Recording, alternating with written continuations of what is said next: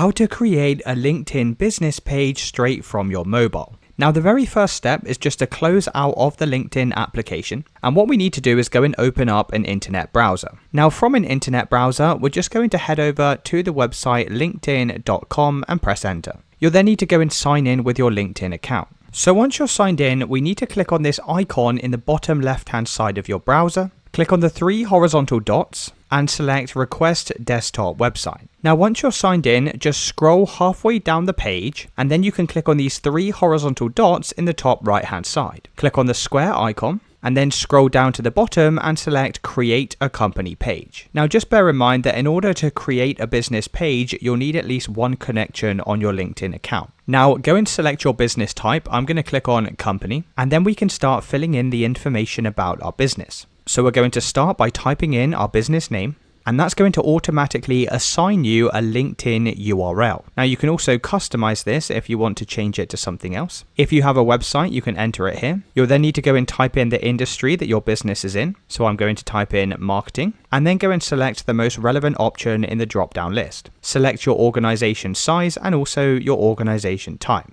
Now finally, you have the choice to upload a logo, and you can also upload a tagline or a brief description about your business. Finally, click on the checkbox at the bottom and press Create Page. Now, once we've created this page, we can actually manage this in the LinkedIn app. So what you can do is close out of your web browser. You can then go and open up the LinkedIn app and click on your profile icon in the top left hand side. And underneath Manage Pages, you can go and select your business page. And from here, we'll be able to manage all of the different features on our page. So that's it guys, let me know in the comments if you found this video helpful.